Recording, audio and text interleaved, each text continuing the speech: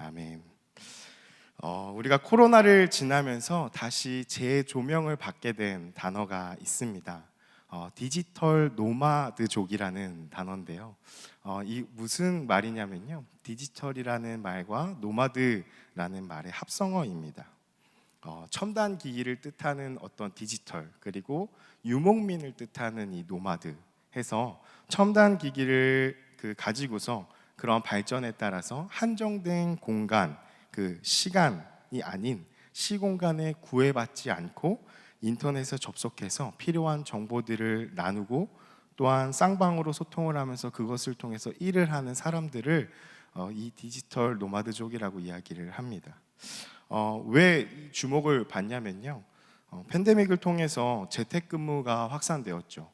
외출 금지나 이렇게 좀 나가지 못하는 일들이 많이 생기다 보니까 우리가 발달한 IT, 인터넷을 통해서 많은 업무들이 처리가 되었습니다. 그래서 꼭 회사라는 공간에 가서 정해진 시간만큼 일하는 것에 구애를 받지 않고도 일을 할 수 있다는 것이 이 코로나 시간을 통하여서 확인이 된 것입니다. 그래서 때로는 집에서 혹은 여행을 가서 혹은 제주도에 이렇게 한 달 살이 같은 거를 하면서 일과 휴가를 병행하는 그러한 사람들이 많이 생겨났습니다. 전에는 여행을 가려면 휴가를 내거나 그만두어야 가능한 것이 이제는 일과 휴가를 병행할 수 있는 그러한 상황이 되어버린 것이죠. 또 이 밖에도 꼭 회사에 어떤 전유 공간이 필요 없다고 판단해서 공간을 나누어 쓰는 공유 오피스라는 개념들이 생겼습니다. 또 이러한 것에 착안해서 우리가 다니고 있는 이 교회도요, 공유 교회가 생겼습니다. 그래서 한 공간 안에서 다양한 교회들이 시간을 나누어서 함께 예배를 드리고 그 공간을 함께 쓰는 그러한 교회들도 생겨났습니다. 그리고 또한 개인적으로는 다양한 시대의 발전에 따라서 어떤 소유라는 개념이 보다 좀 완화되었죠. 그래서 잠시 빌려 타고 빌려 쓴다는 개념들이 많아졌습니다. 그래서 우리가 예전부터 있었죠. 정수기 같은 것이 이제 렌탈을 하고, 그리고 또 자동차도 리스를 해서 타고, 또 요즘에는 또 침대까지도 이제 빌려서 그렇게 쓰는 것을 볼 수가 있습니다. 물론 여전히 많은 것을 소유하고 이 과시하는 문화는 남아있긴 합니다. 그러나 필요한 것들만 소유하고 나머지는 함께 쓰거나 혹은 빌려 쓰는 이 실용적인 형태로의 전환도 꾸준하게 일어나고 있는 모습을 우리가 볼 수 있습니다. 이들이 추구하는 것이 있는데요, 노마드라는 이름에서 알 수 있듯이 유목민과 같은 삶을 살아가는 것입니다. 많은 것들을 소유하는 것이 중요하지 않은 삶인 것이죠. 그래서 살아가면 나한테는 계속해서 굳이 필요 없는 것을 갖고 있는 사람에게 이제 필요한 상황에는 빌려 쓰거나 함께 사용하는 더 효율적인 삶을 사는 그 지혜라고 판단했기 때문에 그러한 사람들이 많이 생겨나는 것을 볼 수 있습니다. 사랑하는 성도 여러분, 여러분은 어떤 삶을 살고 계십니까? 더 많은 것을 소유하고 누리지 못해서 안타까워하고 더 많은 것을 누리려고 하고 계십니까? 아니면 이 노마드족과 같이, 유목민과 같이 많은 것들을 소유하기보다는 그때그때 빌려 쓰고 그렇게 살아가려고 노력하고 계십니까? 우리 성경은요, 이러한 노마드 문화가 많이 있는 것을 볼 수 있습니다. 왜냐하면 이스라엘 백성들이 유목민으로 살아왔기 때문이죠. 그래서 구약 성경 안에서는요, 우리의 인생을 나그네로 비유를 하는데, 특히 출애굽기에 보시면은 애굽에서 종살이를 하였던 이스라엘 백성들을 향해서 하나님께서 이렇게 말씀하시죠. 나그네 되었던 자들이라고 말씀을 하십니다. 그리고 신약 성경에서도 오늘 본문의 말씀인 이 베드로 전후서에서도 이 땅을 살아가는 그리스도인을 나그네로 비유한다는 것입니다. 베드로전서 2장 11절 말씀 우리 같이 자막을 통해서 함께 읽어보겠습니다. 시작. 사랑하는 자들아, 거류민과 나그네 같은 너희를 권하노니 영혼을 거슬러 싸우는 육체의 정욕을 제어하라. 사랑하는 자들아 하고서 이야기하는 것은 거류민과 나그네 같은 우리라고 표현을 한다는 것입니다. 나그네는 어떤 자이죠? 자신의 고향을 떠난 자입니다. 그래서 다른 곳에 잠시 머무는 사람을 나그네라고 합니다. 여행자와 같습니다. 여행한 곳에서, 여행을 하는 곳에 잠시 머무는 것이지 영원히 머무는 것이 아닙니다. 우리는 이 땅 가운데 나그네로 보내심을 받은 자들입니다. 이 땅에서의 삶은 영원하지 않습니다. 나그네로 보내심을 받았기에 우리는 돌아갈 곳이 있다는 것입니다. 그 고향, 그리스도인들은 그 본향을 향하는 자들입니다. 바로 천국입니다. 이 땅에서의 천국을 우리의 힘과 능력으로 만드는 것이 아니라 우리에게 임하실 완전한 하나님의 나라를 소망하며 기다리는 자들이 바로 그리스도인들입니다. 그래서 나그네로 보내신 우리를, 하나님을 바라보며 계속해서 그 하나님을 갈망하고 천국을 소망하는 것이 우리 신자들, 그리스도인의 가장 중요하고 가장 우선적인 소망, 믿음인 것입니다. 그렇게 나그네로 보내신 우리의 인생을 어떻게 살아가야 하는가, 오늘 본문의 말씀을 통해서 함께 두 가지를 살펴보고자 합니다. 첫 번째는 저를 따라서 함께 고백해 주시겠습니까? 말씀을 신뢰하며 주님을 기다려야 한다. 오늘 본문 말씀 9절에서 10절까지 말씀인데요, 두 구절 우리 자막을 통해서 함께 읽어보도록 하겠습니다. 시작. 주의 약속은 어떤 이들이 더디다고 생각하는 것 같이 더딘 것이 아니라 오직 주께서는 너희를 대하여 오래 참으사 아무도 멸망하지 아니하고 다 회개하기에 이르기를 원하시느니라. 그러나 주의 날이 도둑같이 오리니 그날에는 하늘이 큰 소리로 떠나가고 물질이 뜨거운 불에 풀어지고 땅과 그 중에 있는 모든 일이 드러나리로다. 아멘. 주님의 날은 도둑같이 온다고 이야기를 합니다. 부지불식간에 일어난다는 것입니다. 그러나 세상은 하나님이 있는지 다시 오시는 것이 맞는지 조롱을 합니다. 베드로후서의 이 시대 안에서도 그렇게 조롱하고 왜곡하는 거짓 교사들이 있었습니다. 베드로후서 3장 3절과 4절 말씀인데요, 제가 읽도록 하겠습니다. 먼저 이것을 알지니 말세에 조롱하는 자들이 와서 자기의 정욕을 따라 행하며 조롱하여 이르되 주께서 강림하신다는 약속이 어디 있느냐? 조상들이 잔 후로부터 만물이 처음 창조될 때와 같이 그냥 있다 하니. 베드로서는 특별히 이 거짓 교사들에 대한 경고입니다. 거짓 교사들의 특징이 무엇이냐면 세상이 영원할 것이라고 말하는 것입니다. 그리고 또한 자유를 남용합니다. 그래서 자유의 복음을 되게 사랑하고 추구한다는 것이죠. 하나님은 공의로 심판하지 않으실 거라고 이야기를 합니다. 무조건 하나님은 사랑이야, 무조건 하나님은 사랑이고 지옥은 없어 라고 외치는 것이 바로 거짓 교사들이 하는 말이라는 것입니다. 새하늘과 새 땅은 없다고 말합니다. 그런 세상의 소리, 거짓 교사들이 외치는 소리에 우리는 미혹되어서 때로는 이 말씀과 같이 주님 오심이 좀 더디다고 생각되어질 때가 있습니다. 그러나 성경은 오늘 분명히 말하고 있습니다. 주님은 곧 오신다는 것입니다. 우리의 노력과 상황, 의식에 상관없이 하나님의 심판은 진행이 됩니다. 주님이 아직 오시지 않았다는 것은 이 9절의 말씀과 같이 예수님께서 우리가 회개하기를 오래 참고 기다리고 인내하고 계신다는 것입니다. 그러나 결국엔 주님이 오시고 심판은 있고 그때에 다 없어지고 주님만 계시다는 것을 오늘 본문을 통해서 볼 수가 있습니다. 이러한 말씀에 대해서 시편의 기자는 시편 102편 26절 27절의 말씀에 이렇게 고백을 합니다. 우리 자막을 통해서 함께 읽도록 하겠습니다. 시작. 천지는 없어지려니와 주는 영존하시겠고 그것들은 다 옷같이 낡으리니 의복같이 바꾸시면 바뀌려니와 주는 한결같으시고 주의 연대는 무궁하리이다. 아멘. 사랑하는 성도 여러분, 돈이 있으면 많은 것들이 편리하게 해결되는 시대에 우리가 살아가면서 은연중에 우리가 속고 있는 메시지 하나가 있다면 바로 이 세상이 영원할 거라는 메시지입니다.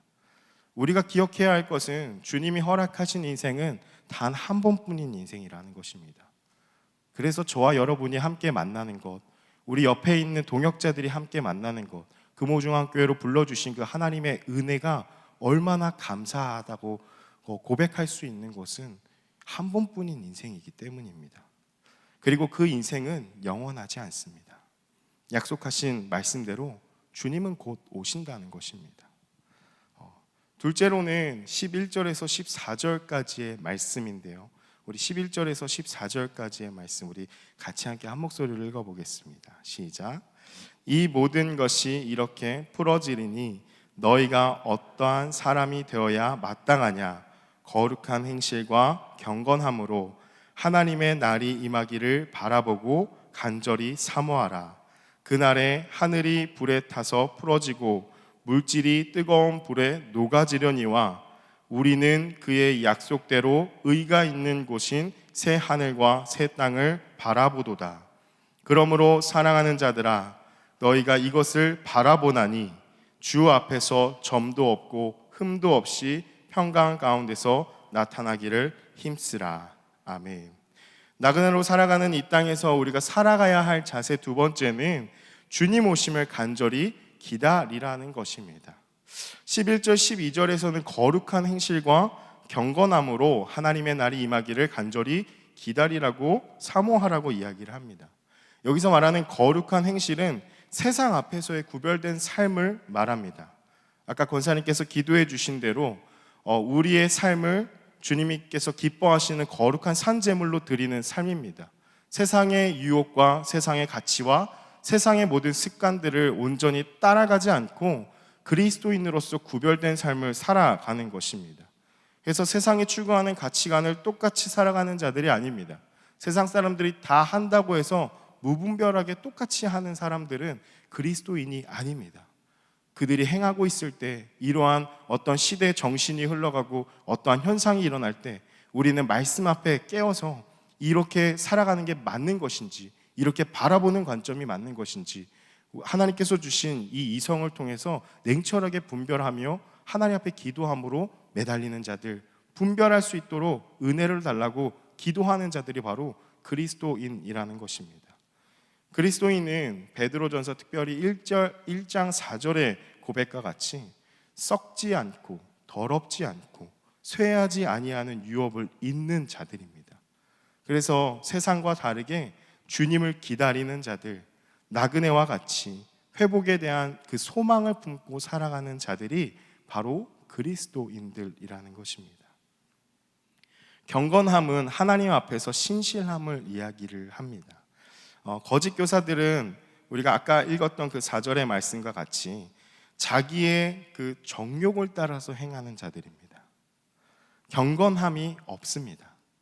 세상이 영원할 것이라고 생각하고 살아가는 자들이기 때문에 썩어지고 더럽고 허무한 것을 따라서 살아가는 자들입니다.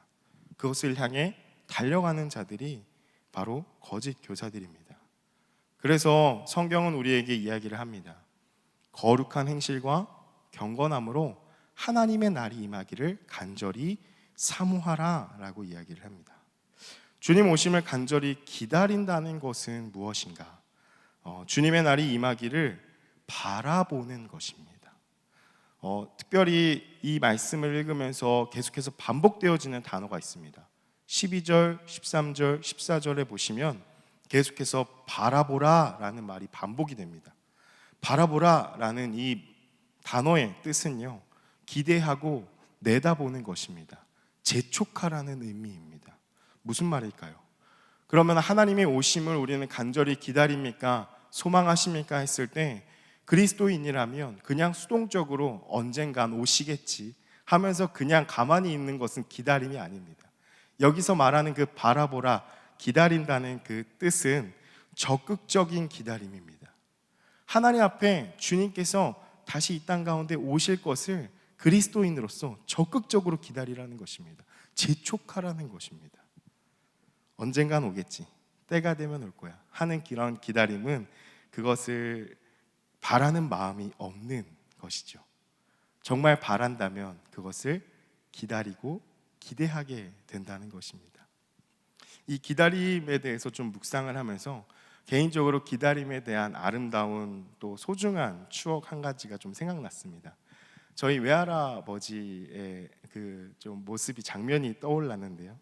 저희 외할아버지는 장로님이셨습니다. 저희 집안의 어떤 믿음의 역사가 그 외할아버지의 믿음을 통해서 열매를 좀 맺게 된 그러한 분이셨습니다. 그래서 뭐 이모부와 이렇게 삼촌들 이렇게 보면은 그 목사님도 계시고 또 선교사님도 계시고 또 외손자인 저도 목회자의 길을 걸어가는 참 아름다운 믿음에 소유하신 그런 외할아버지이셨습니다. 참으로 따뜻하고 자상한 분이셨는데요. 방학을 맞이하면 항상 혼자서 외할아버지 댁에 내려간 적이 종종 있습니다. 버스를 타고서 이렇게 전화를 미리 드리는 거죠. 그래서 몇 시쯤에 이렇게 도착할 것 같다라고 말씀을 드리면은 외할아버지는 항상 한 번도 빠짐없이 집 근처 버스 정류장에 나와서 기다리고 계셨습니다. 그래서 저 멀리서 버스가 이렇게 거의 집을 향해 가고 있을 때 할아버지가 이렇게 서 계신 모습이 이렇게 보였습니다. 그래서 버스를 타고 가면 멀리서 내다보시는 외할아버지가 보였다는 것이죠. 그래서 내려서 할아버지 하면 반갑게 안아주시고 사랑하는 손자 왔냐고 반겨주셨던 그러한 얼굴, 그러한 마음들이 기억이 났습니다. 사랑하는 손자를 보고 싶은 그 마음에 사랑하는 마음이 있기 때문에 바라보고 기다리고 기대하는 것입니다. 사랑하는 마음이 있기 때문이죠. 지금은 그렇게 기다리시던 주님 품 안에 안겨 계십니다. 사랑하는 성도 여러분, 무언가를 기다린다는 것은 바라는 것입니다. 바라는 것이 간절하면 그것이 반드시 이루어질 것이라는 확신도 강해집니다. 마침내 그것이 이루어질 것이라는 기대감도 커집니다. 그 대상을 향한 간절한 바람, 그 대상을 간절히 내가 바라고 사랑한다면 그것을 향한 기다림이 생기고 또 그 기다림이 간절해지면 기다림 속에 기대감이 마구 솟구쳐 오릅니다. 너무나 보고 싶기 때문이죠. 성경은 하나님의 날이 임하기를 바라보고 간절하게 사모하라고 말씀을 하고 있습니다. 성도는 새 하늘과 새 땅을 바라보는 자들이라고 말합니다. 저희가 이단한테 뺏긴 너무나 소중한 용어이죠. 신천신주입니다. 그리스도인들은 바로 새 하늘과 새 땅, 그것을 소망하고 바라보는 자들입니다. 그리스도인들은 바로 이것들을 바라는 자들이다 라고 오늘 본문에서 성경은 이야기하고 있습니다.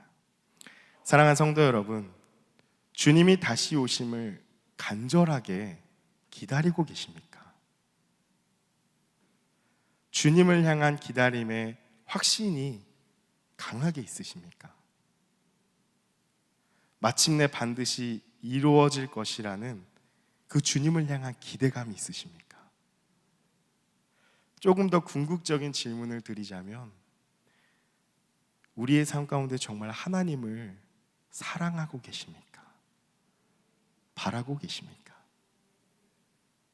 우리가 정말 잘 한번 생각해 봐야 할 그러한 질문입니다. 내 안에는 정말 하나님을 바라는 마음이 있는가? 하나님을 사랑하는 마음이 있는가? 보고픈 주님의 얼굴을 그렇게 보고 싶어 하고 만나고 싶어 하는 그러한 마음이 있는가? 기독교 철학자이고 또 신학자인 제임스 스미스라고 하는 사람이 하나님 나라를 욕망하라 라는 책에서 이렇게 이야기를 합니다. 사람이라는 것은 곧 사랑하는 존재라는 말이며 우리가 사랑하는 것이 우리가 누구인지를 규정한다. 우리가 열심히 바라고 사랑하는 그것이 곧 그 사람이라는 것입니다. 우리가 열심히 돈에 매여 있고 날마다 눈을 떴을 때부터 눈을 감을 때까지 어떻게 하면 돈을 벌 수 있을까? 어떻게 하면 돈이 많아질까? 그럼 그 사람은 돈을 사랑하는 사람입니다. 그 사람은 곧 돈인 것이죠. 마찬가지로 우리의 삶 가운데 아침에서 눈을 떴을 때부터 눈을 감을 때까지 보고픈 주님의 얼굴을 언제 볼 수 있을까라는 그 간절한 소망함이 우리 안에 계속해서 일어난다면 그 사람은 바로 하나님을 사랑하는 사람이라고, 그리스도인이라고 이야기한다는 것입니다. 그리스도인이십니까? 그렇다면 우리 안에 그리스도를 향한 갈망이 있는지를 점검해 봐야 합니다. 주님을 사랑하는 마음이 가득한지를 봐야 합니다. 주님을 향한 사랑은 세상 것과 겸할 수 없습니다. 주님은 분명히 우리에게 말씀하셨습니다. 하나님만 사랑하는 것입니다. 사랑하는 성도 여러분, 마치 외할아버지가 손주를 사랑하는 마음이 있기 때문에 손주가 오기를 계속 기다리고 미리 찾아가서 얘가 언제쯤 올까, 저 버스일까 하면서 계속해서 기다리고 내다보는 것과 같이 그리스도인들은 하나님을 사랑하는 마음이 있기 때문에 주님이 언제 오실까, 주님 곧 오실까, 주님 내일 오실까, 주님 빨리 오셨으면 좋겠다, 주님 보고 싶다 라는 마음을 늘 품고 살아가는, 주님만 갈망하는 자들, 주님을 기대하는 자들입니다. 혹시 하나님을 기다리지 않는다면 그 이유는 무엇인가? 주님보다 더 바라는 것이 있다는 것입니다. 주님 잠깐만요, 조금 있다 오세요 하고 있는 우리의 마음이 있다면 바로 잠깐 스탑이라고 외치고 있는 그 이유, 그 한 가지, 그 사람, 그 사건, 그 하나의 일이 우리 안에 가득하게 자리 잡고 있다는 것이지요. 세상에 있는 것을 더 편하고 즐겁고 행복하고 나에게 유익하다고 생각하기 때문에 하나님보다 그 세상을 택하는 삶이라는 것입니다. 그러나 오늘 성경은 계속해서 말씀하고 있습니다. 주님은 곧 오십니다. 세상에 썩어지고 더럽고 허무한 것을 따라가는 것은 바로 아까 보았던 거짓 교사들이 속삭이는 거짓입니다. 그것들은 주님이 오시는 그 날에 심판이 있고 그것들은 다 불에 타 녹아질 것입니다. 10절과 12절의 말씀이 그것을 이야기하고 있죠. 하늘이 큰 소리로 떠나가고 물질이 뜨거운 불에 풀어지고, 또 하늘이 불에 타서 풀어지고 물질이 뜨거운 불에 녹아지려니와. 사랑하는 성도 여러분, 이 세상에 있는 것들은 다 없어지는 것입니다. 모든 것이 다 불에 타 없어지지만 유일하게 남는 것이 있습니다. 그것은 하나님 앞에 경건함입니다. 주님을 간절하게 바라는 마음입니다. 그러한 마음이 있는 자들은 심판의 날에 의가 있는 곳인 바로 신천 신지 새하늘과 새 땅에 들어갔을 때 이 14절의 말씀과 같이 주 앞에서 점도 없고 흠도 없이 평강 가운데 나타나는 자들이 된다는 것입니다. 우리가 바라는 것은 바로 주님밖에 없어야 합니다. 그것이 그리스도인의 고백입니다. 오늘 마침 또 특순을 해주셨듯이 찬양의 가사가 참 이 설교와 부합하는데요. 주 예수보다도 귀한 것은 없네라는 그 고백이 우리의 삶 가운데 날마다 고백되어지지 않는다면 그것은 다시 말하면 그리스도인이 아니라는 것입니다. 주님밖에 없습니다 라는 고백을 내가 하게 하여 주시고 날마다 고백하게 하여 달라고 하나님 앞에 간절한 마음으로 기도하는 것이 있어야 한다는 것이죠. 시편 39편 7절의 말씀 우리 같이 함께 읽어보도록 하겠습니다. 함께 읽겠습니다. 시작. 주여, 이제 내가 무엇을 바라리요? 나의 소망은 주께 있나이다. 아멘. 이 시편의 고백이 우리의 고백, 날마다 우리의 고백이 되어야 한다는 것입니다. 사랑하는 성도 여러분, 우리가 살아가고 있는 이 시대는 원하는 것이 너무나 지체 없이, 기다림 없이 바로바로 해결되는 그러한 시대입니다. 요즘에는 버스를 타려고 해도요, 미리 버스가 어디쯤 왔는지 다 보고 알 수 있습니다. 그래서 그 시간에 맞춰서 느긋하게 여유를 부리면서 나의 준비되지 못한 것들을 준비하고 나갈 수 있습니다.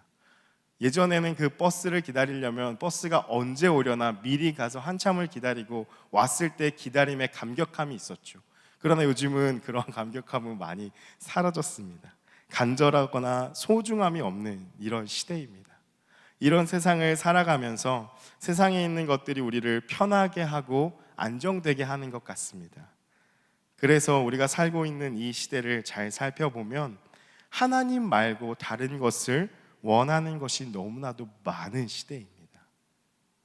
그렇기 때문에 하나님 말고 이것도 있었으면 좋겠고 저것도 있었으면 내 삶이 참 안락하고 편안하겠다. 남의 집에 놀러 갔을 때 야, 이거 되게 좋아 보인다. 그것들을 더 갖고 싶어하고 소유하고 싶어하고 누리고 싶어하게 만드는 것이 우리가 살고 있는 이 시대의 특징이라는 것입니다.